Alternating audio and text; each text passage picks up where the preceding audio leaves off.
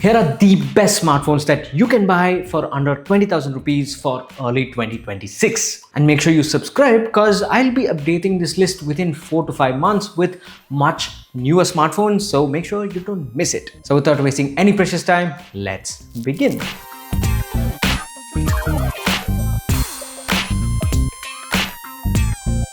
Now there are 4 smartphones in this list, but rather than talking only about the specs, I'm going to talk about the things that are not so good about all these smartphones. In that way, you can actually eliminate the things that are a huge deal breaker for you and go with the smartphone that suits your needs. But all these smartphones share certain things in common. For example, all these have really good displays. The performance is definitely good for the price. They have various RAM and storage options. They have good main cameras, like not exceptional but still good for the price, and most of them have really good battery life. So these are things that are common. So let's start talking about the things that are not so good, starting with the Oppo K13. Now the not so good part here is that you get only a 2 megapixel monochrome sensor apart from the main camera, and they could have at least added an ultra wide or telephoto, but no, they didn't do that. Now this here is the heaviest smartphone in this list, weighing at 208 grams, and the front facing camera can only take 1080p 30 fps,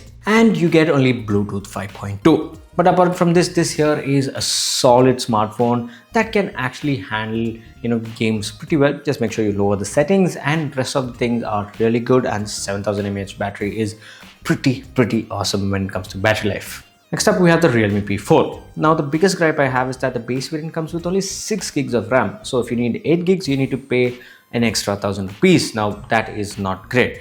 Now the front facing camera is 16 megapixel, and this can only shoot 1080p 30 fps, no 4K, and that is sad. But apart from these two things, this smartphone is definitely a really good package. You get really good performance, you get really good battery life, the main cameras are good, you get ultra wide. So this here is a pretty well-rounded smartphone. Next up, we have the Motorola G86 Power. Now the biggest gripe here is that it comes with only UFS 2.2, and even for a smartphone under 20,000 rupees, this here is definitely on the slower side. Now there's no 12 gig RAM option, but that's not a huge deal, just me nitpicking.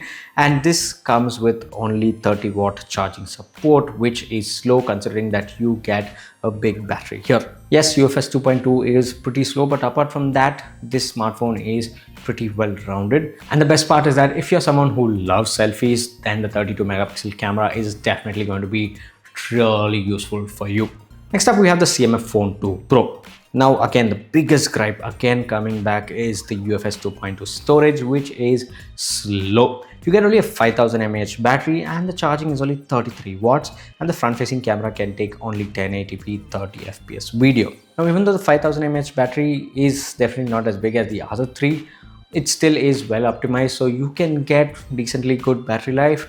But apart from that, this here is a pretty solid phone with good software, and you get 3 cameras here, like proper 3 cameras, a main, zoom, and ultra wide. So that will definitely be useful for many people. So if all these matter to you, then you can check this out. And with that said, these are the best smartphones that you can buy for under 20,000 rupees right now as of early 2026. I've made sure all these smartphones will give you the best experience while using them, and especially when it comes to content consumption, all these have AMOLED displays, so your visual experience is definitely going to be really good, and also the performance is going to be pretty good for the price. So based on the not so good things that I've mentioned about each of these smartphones, make sure to eliminate the ones that are a huge deal breaker for you, and by doing that, you can actually get to the smartphone that you like or you might need.